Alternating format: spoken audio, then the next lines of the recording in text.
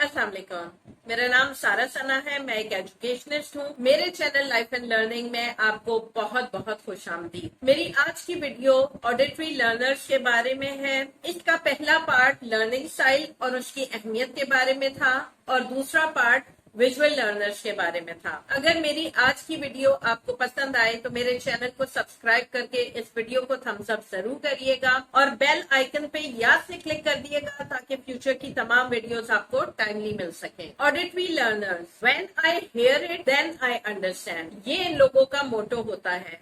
यानी मैं जब तक किसी बात को सुनूंगा नहीं, मैं उससे समझ नहीं सकता। एक बात हमेशा याद रखिएगा कि अल्लाह ताला ने 5 सेंसेस हर इंसान को दी हैं, लेकिन सारी सेंसेस हर इंसान में कुदरती तौर पे प्रॉपरली डेवलप नहीं होती हैं। कुछ सेंसेस दूसरे के मुकाबले में ज्यादा डेवलप्ड होती हैं। तो ऑडिटरी लर्नर्स वो लोग होते हैं जिनकी कुव्वत समात यानी हियरिंग की जो सेंस होती है, सेंस ऑफ हियरिंग, वो ज्यादा डेवलप्ड होती है।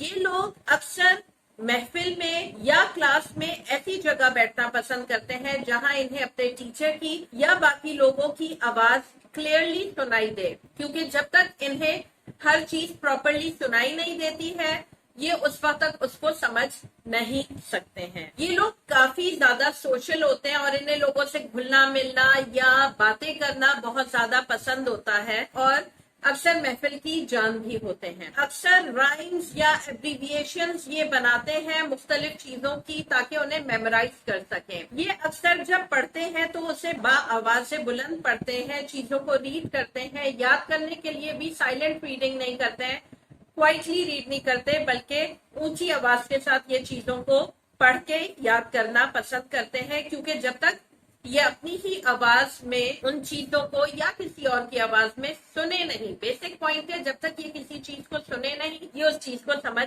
नहीं पाते हैं। ये लोग अगर कोई एजेंडा लिखते हैं या टू डू लिस्ट बनाते हैं तो उसे भी आवाज से बुलंद पढ़ के खुद को रिमाइंड कराते हैं कि इन्होंने आगे क्या करना है या इनकी क्या प्लानिंग है।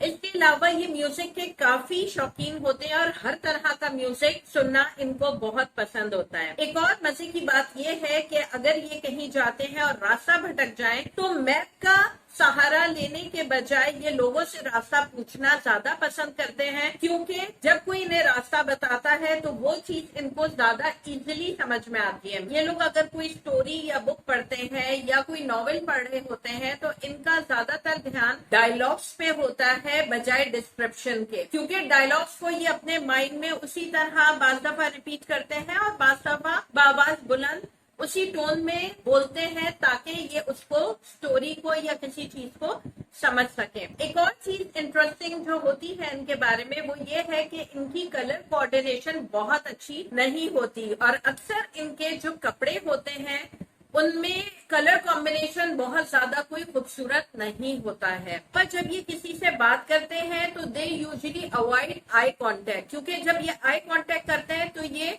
आवाज पे फोकस नहीं कर पाते हैं। तो होता ये है कि ये आवाज पे फोकस करने के लिए अक्सर लोगों की तरफ से अपनी नजर हटा लेते हैं ताकि अगले की बात को गौर से सुनकर वो समझ सके। जब ये पढ़ रहे होते हैं तो कहीं से भी अगर आवाज आती है तो ये चौंक के पलट के देखेंगे, विच मीन्स के आवाज इन्हें इजिली डिस्ट्रैक्ट करती है। इसलिए बहुत जरूरी है कि ये लोग जब पढ़े या किसी चीज पे कंसंट्रेट कर रहे हो तो वो जगह बिल्कुल पुरसुकून हो, जहां खामोशी हो, शोर बिल्कुल ना हो। ऑडिटरी लर्नर्स क्योंकि सुन के सीखते हैं, लिहाजा बहुत जरूरत इस बात की होती है कि इनको दी जाने वाली इंस्ट्रक्शंस वर्बल होनी चाहिए हैं ताकि ये उसे सुन सके और बेहतर तौर पे समझ सके। सो अगर रिटन इंस्ट्रक्शन आप इन्हें हाथ में पकड़ा देंगे तो उससे इनको चीज समझ में नहीं आएगी एंड हो सकता है ये खुद उसे बावाज बुलंद पढ़े ताकि समझ सके। वर्बल मोटिवेशन या वर्बल इंस्ट्रक्शंस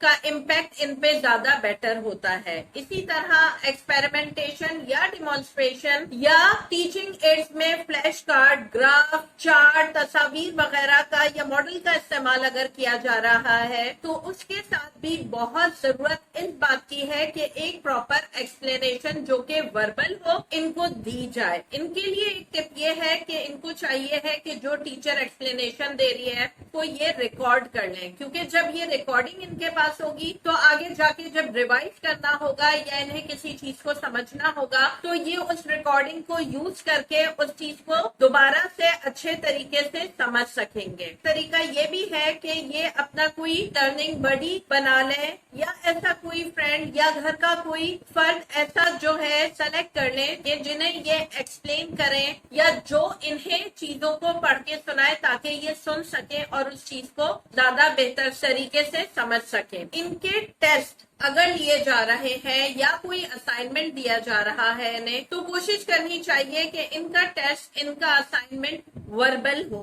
کیونکہ یہ جتنا بہتر طریقے سے وہ پیپر دے سکتے ہیں کوئی اور پیپر نہیں دے سکتے. ان لوگوں میں ایک اور چیز بھی آپ نوٹ کریں گے کہ اکثر یہ بچے جو ہوتے ہیں ایگزامینیشن ہال میں انہیں کویسچن پیپر دیا جاتا ہے اور وہاں انہیں بولنے پہ پابندی ہوتی ہے, تب یا تو یہ ایسے زور سے بدبدا کے پڑھیں گے, کر کے پڑھیں گے تاکہ یہ اس چیز کو سمجھ سکے, یا they will ask the teacher to repeat the question and explain it to them. مین چیز یہ ہوتی ہے کہ اپنی دماغ میں جتنی بھی چیزیں انفارمیشن ہے اس کو استعمال کرنے کے لیے بہت ضرورت ہوتی ہے اس بات کی کہ انہیں وہ چیز سنائی جائے. جب ٹیچر اس چیز کو اس کوشچن کو پڑھ کے انہیں سناتا ہے تو ان کا دماغ اور ان کی ہیئرنگ اس کا ایک کنیکشن بنتا ہے اور وہ کنیکشن کی وجہ سے چیزیں ان کو فوراً ریکال ہونا شروع ہو جاتی ہے اور ان کا دماغ پراپرلی ورک کرنا شروع ہو جاتا ہے اور یہ آنسر کو پراپرلی اٹیمپٹ کر پاتے ہیں.